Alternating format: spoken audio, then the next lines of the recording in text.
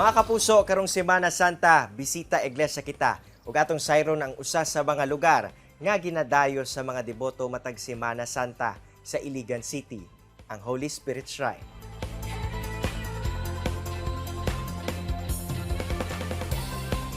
Ang lugar anaa nahimutang sa Pindunganan, Barangay Tipanoy, Iligan City, ug gikan sa sentrong bahin, moabot ngadto sa kapin 30 hangtod 50 minutos ang biyahion, depende sa dagan sa panahon.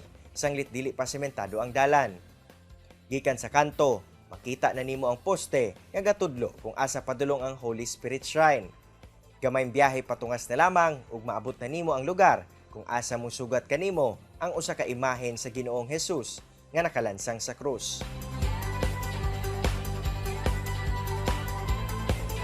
Ang maong lugar ang usa sa mga ginaadtuan sa mga deboto sa lugar, labi na nga kabahin kini sa 14th Station of the Cross matag Semana Santa. Ug gikan didto, pipila ka minuto na lamang ug maabot na nimo ang tiilan sa Holy Spirit Shrine. Mga kapuso, bisita Iglesia kita ug atong bisitahon ang usa sa mga simbahan nga ginadayo matag Semana Santa dinhi sa Iligan City, ang Holy Spirit Shrine. Gikan sa tiilan, kinahanglan nimong mutikang sa hagdan una nimo maabot ang shrine.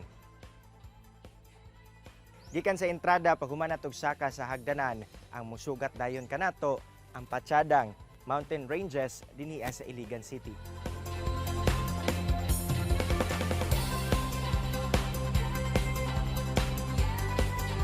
Very relaxing gayod ang lugar ug imo gilian malantawan ang kabukiran sa Iligan gikan sa shrine.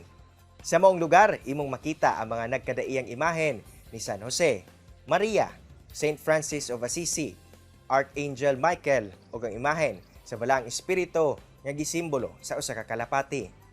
Perfect nga lugar alang sa mga mag-ampo, nangita og peace of mind ug sa mga mamalandong, hilabi na karong Semana Santa.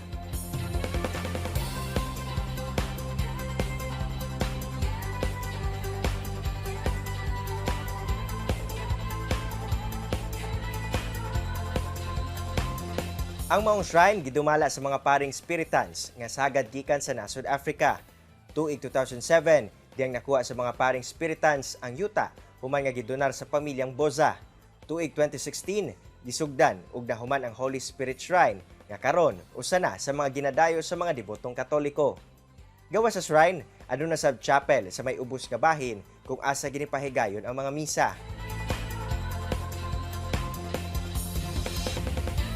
Aduna sa building nga gitagana nga nahimo ng retreat house alang sa mga tawong buot mo pailawom sa spiritual journey.